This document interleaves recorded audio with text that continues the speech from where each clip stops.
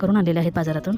त्याच्यात आपण 2 चमचे हळद टाकून घेणार आहे आणि 2 ते 3 चमचे मीठ टाकणार आहे. घरी आणल्यावर कैऱ्या नाही धुवायच्या, मग तुमचं कैरीचं लोणचं टिकणारच नाही. हळद मीठ टाकून झाले, आता त्याला व्यवस्थित मिक्स करून घ्यायचं. छान असं हळदीचं आणि मिठाचं कोटिंग झालं पाहिजे. तर भिजवतं असे हळद मीठ लावायला मोठंच भांडं घ्यायचं. आता सर्व आपण पोळ्यांना हळद मीठ व्यवस्थित चोळून घेणार आहे. मी एक मोठी कढई घेतलेली आहे आणि त्याला झाकण असल्यामुळे त्याच्यावर झाकण ठेवून असं वर खाली करून घेत आहे. तर छान असं कोटिंग झालेलं आहे, बघू शकता हळद मिठाचं. आता आपण त्याला असंच झाकून ठेवणार आहे. तर किती छान कोटिंग झालेलं आहे. सर्व फोड्यांना छान असं मीठ आणि हळद लागलेलं आहे. आता आपण असंच रात्रभर त्याला सोडून देऊ.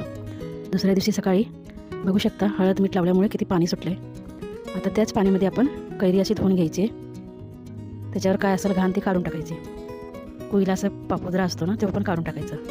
तो जर नाही काढला तर आपलं लोणचं लवकर खराब होतं. तर सर्व आपण कैरी अशी धुवून पंख्याखाली वाळत घालायची.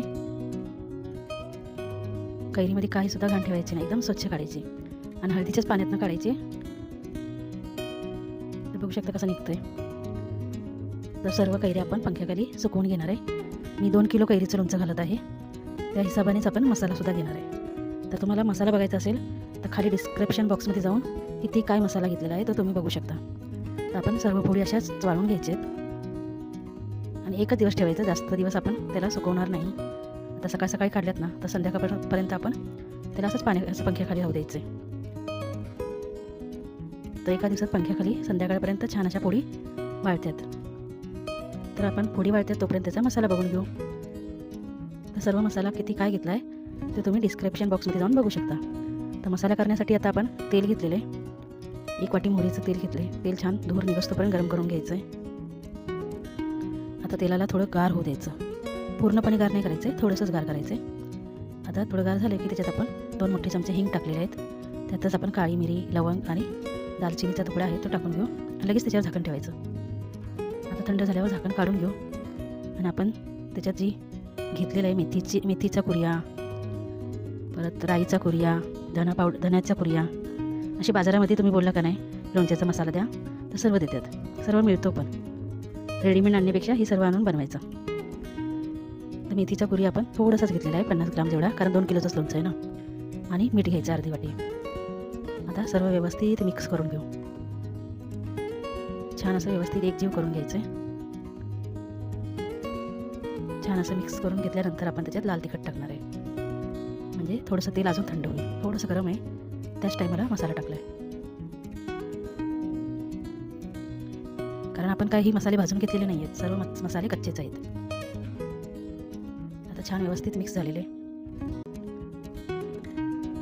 आणि तेलसुद्धा काही एवढं जास्त नाही घेतलं आहे. लोणच्याला नंतर तेल वेगळं गरम करून थंड करून मग घालायचं आहे. आता फक्त मसाल्यापुरतं तेल गरम करून घेतलं होतं. आता आपण त्याच्यामध्ये लाल तिखट घेतलेले 1 वाटी, ते सुद्धा टाकून घेऊ.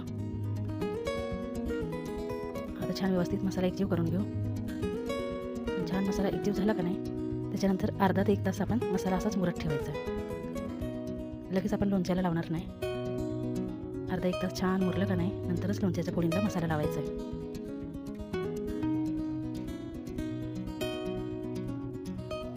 तर छान मसाला व्यवस्थित मिक्स झाला आहे, सर्व एकजीव झालेला आहे चांगला.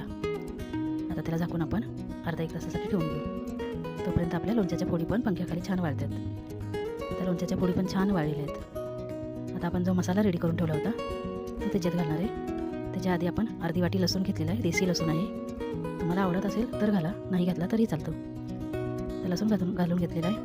आता त्याच फोडींवर आपण जो मसाला टोपात रेडी करून ठेवला होता तो घालून घेऊ आणि परफेक्ट मापा सकटच मसाला सांगितलेला आहे. तो मसाला किती काय घ्यायचा ते तुम्ही जाऊन बघू शकता. सर्व मसाला घालून घेऊ आणि व्यवस्थित छान असं लोणच्याला मिक्स करून घेऊ. फोडींला सर्व बाजूने सर्व मसाला चिकटला पाहिजे छान. तर सर्व एकजीव करून घेऊ.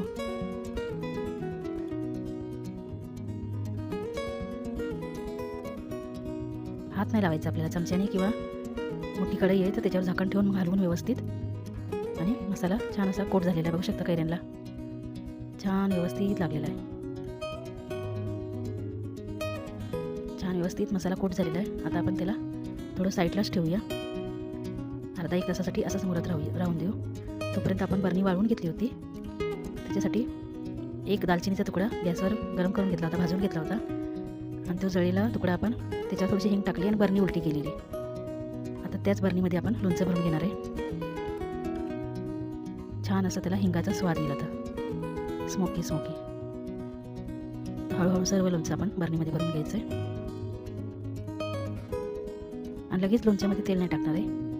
छान असं लोणचं 1 दिवस तसंच ठेवायचं आणि दुसऱ्या दिवशी त्याच्यात तेल टाकायचं. जर तुम्हाला वेळ नसेल तर त्या दिवशी टाकलंही तरी चालतं. तर सर्व आता आपण बरणीमध्ये भरून घेऊ व्यवस्थित. हात नाही लावायचा, असं चमच्याने भरायचं आहे. जरासुद्धा हाताचा वापर करायचा नाही, नाहीतर काय होईल, लोणचं टिकायचंच नाही. आणि असं केलं का नाही, 1-2 वर्ष लोणचं टिकतं. आता सर्व मसाला छान असा बरणीमध्ये भरून रेडी झाला आहे. आता आपण दुसऱ्या दिवशी त्याच्यात तेल टाकणार आहोत. तर रेडी झालं आपलं चटपटीत असं वर्षभर टिकणारं 2 किलो कैरीचं लोणचं.